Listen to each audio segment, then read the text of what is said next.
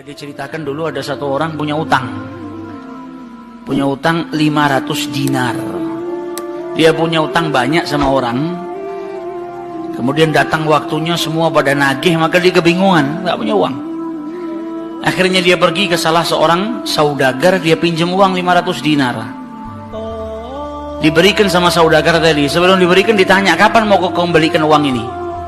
Maka dia berkata, insya Allah di tanggal sekian saya kembalikan. Uang itu diambil, dia bayarkan hutangnya satu persatu. Selesai dibayarkan tidak tersisa uangnya. Gak ada sisa modal untuk dia putarkan supaya bisa bayar hutangnya yang 500 dinar ini. Karena apa? Memang dia pinjam sesuai dengan kadar hutangnya. Sampai ketika datang waktu jatuh tempo, yang punya uang datang ke rumahnya nagih, mana uang 500 dinar yang kau pinjam? Kau janji hari ini akan melunasinya. Maka dia bilang, demi Allah sepeser pun saya nggak punya. Saya belum mendapatkan apa-apa untuk saya bayarkan kepada dirimu. Maka yang punya uang nggak mau tahu. Engkau janji tanggal sekian mau kau bayar, sekarang sudah jatuh temponya, maka bayar hutangmu sesuai dengan ucapanmu. Dia bilang, saya nggak punya. Kalau begitu ayo pergi ke Qadhi, pergi ke hakim. Nggak benar ini perbuatanmu. Maka yang utang tadi dibawa sama yang punya uang ke hakim. Diceritakan perkaranya, ditanya sama hakim, kenapa tidak kau bayar hutangmu? Bukankah engkau berjanji hari ini akan melunasinya? Dia bilang, iya saya berjanji, tapi saya nggak punya uang. Saya bukan pengkhianat, bukan orang yang mau berdusta. Kalau berdusta saya akan bilang saya nggak punya uang. Nggak ada perjanjian di sini, nggak ada bukti. Tapi saya ngaku kalau saya punya hutang dan hari ini saya nggak punya uang untuk saya bayarkan. Maka Qadhi berkata, apa? Kalau begitu kau melanggar janjimu, maka engkau harus dihukum, engkau harus dipenjara. Maka yang utang tadi bilang apa? Kalau begitu ya sudah, kalau memang hukumannya saya harus dipenjara karena saya nggak bayar utang, ya sudah saya terima. Tapi tolong berikan saya waktu 1 hari. Saya mau kembali ke rumah saya mau izin dengan istri dan anak-anak saya. Besok saya akan kembali ke sini lagi dan masukkan saya ke dalam penjara. Maka sang hakim berkata apa?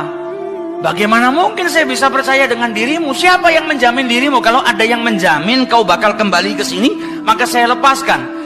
Dia bilang, ya Qadhi, kalau saya niat lari sudah dari kemarin-kemarin saya lari. Kalau saya niat lari saya nggak datang ke sini. Maka percayalah saya akan kembali di esok hari. Maka kata Qadhi, jaminannya apa? Akhirnya lelaki tadi bilang apa? Jaminannya yang menjamin saya adalah Rasulullah SAW. Maka sang hakim bingung. Maksudmu yang menjamin Rasulullah ini bagaimana?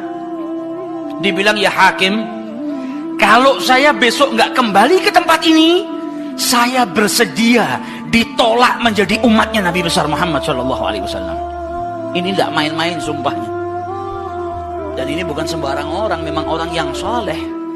Dia bilang, berikan saya waktu sebentar, saya kembali kepada keluarga saya pamit dengan istri saya, besok saya kembali. Saya bersumpah dan saya siap dikeluarkan dari umatnya Rasulullah, nggak dianggap sama Rasulullah kalau sampai saya berdusta. Maka si hakim tadi mendengar sumpahnya seperti ini, akhirnya dipercaya. Kalau begitu kembalilah. Maka dia kembali ke rumah, dia ceritakan kepada istrinya, dia minta izin sama istrinya, suamimu ini mungkin besok di penjara karena nggak bisa bayar utang. Kata istrinya, kalau kau dihukum penjara, terus apa yang bisa membuatmu keluar sekarang ini? Kok tidak langsung di penjara, kok bisa kembali ke rumah? Kata suaminya, karena saya mendapatkan jaminan. Dari siapa? Dari Rasulullah. Dia ceritakan, saya bersumpah kalau saya nggak kembali di esok hari, saya rela tidak dianggap sebagai umatnya Rasulullah SAW.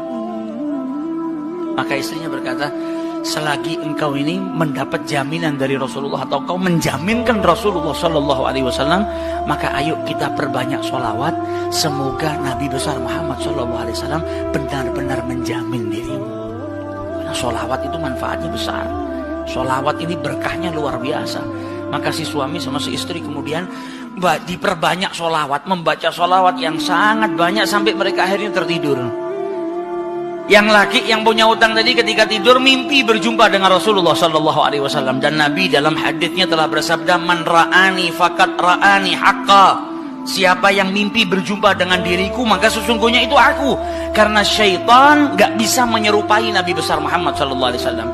Dan orang yang dalam hatinya ada mahabbah, orang yang rindu, orang yang membersihkan dirinya, orang yang memang benar-benar ingin berjumpa dengan Rasulullah SAW, akan diperjumpakan oleh Allah Subhanahu Wa Taala dalam mimpinya ataupun dalam keadaan yaqdzatan. Karena Nabi pun menjelaskan ada orang-orang yang bisa melihat Rasulullah SAW dalam keadaan sadar. Sebagaimana dulu diriwayatkan ada seorang santri kepingin ketemu sama Rasulullah, pingin mimpi. Tanya sama gurunya, sama kiainya, ajarkan kepadaku caranya mimpi ketemu Rasulullah itu bagaimana. Kata kiainya, apa? Gampang. Nanti malam kau makan ikan asin yang banyak, setelah makan jangan minum, kau tidur.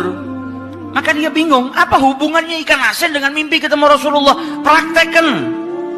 Ini kiai mau mendidik santrinya yang betul-betul kepingin berjumpa dengan Rasulullah, pingin mimpi dengan Rasul SAW. Maka malam hari datang, dia makan ikan satu piring, setelah itu nggak minum, tidur. Bangun tidur, dia pergi ke gurunya, marah, mana saya nggak ngimpi ketemu Rasulullah. Kata gurunya, apa yang kau impikan? Kau mimpi ngelihat apa?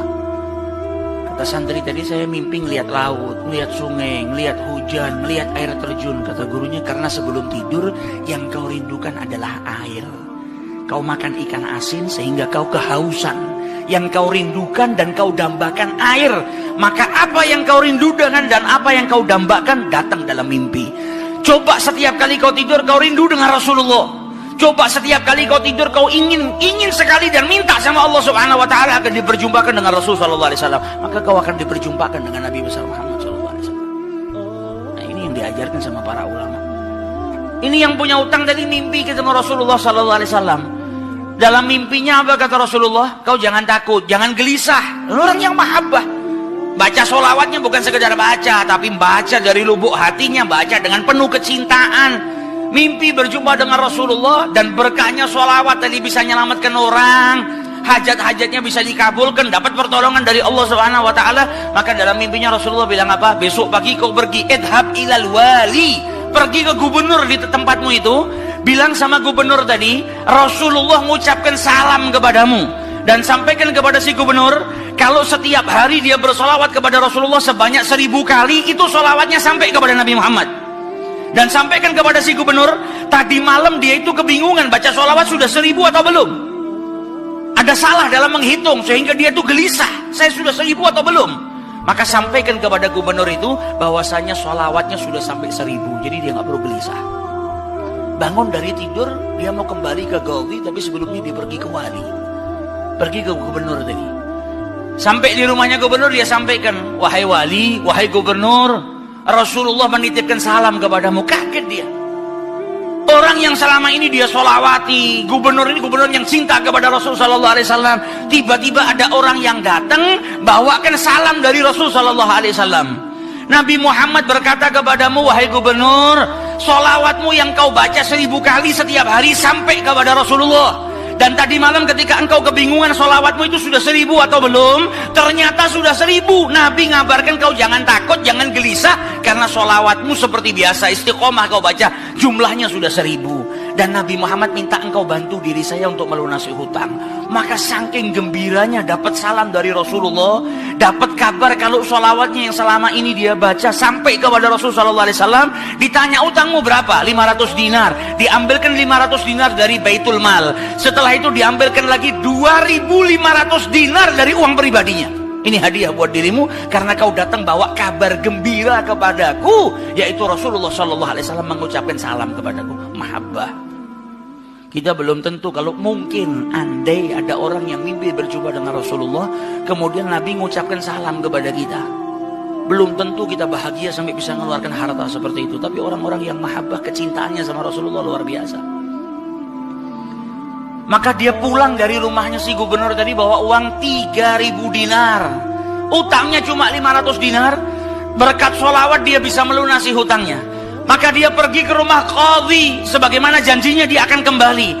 Dia ketuk pintu rumah qadhi, maka qadhi tadi ketika buka pintunya langsung memeluk orang tersebut, nangis yang luar biasa dan berkata apa? Alhamdulillah, berkat dirimu tadi malam saya mimpi ketemu Rasulullah SAW. Kata Rasulullah apa? Kalau engkau membantu orang yang punya utang itu untuk melunasi hutangnya, maka aku akan membantumu kelak di hari kiamat. Diambilkan uang 500 dinar diberikan kepada orang tersebut. Sampai Ghazinya pun diimpiin sama Rasulullah SAW. Keluar dari rumahnya Ghazi bawa uang berapa? 3.500 dinar. Dia pergi ke tempat orang yang dia utangi mau bayar utangnya.